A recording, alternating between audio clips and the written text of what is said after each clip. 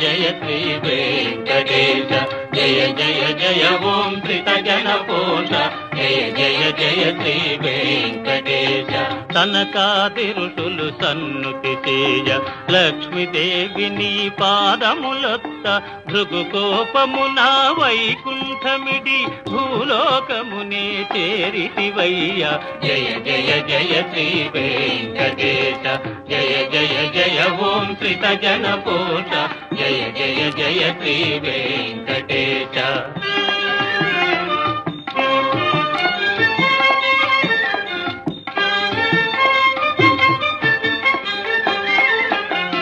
వల్మీకమున దాగియుండగా రుద్రుడెగోవై పాలివ్వ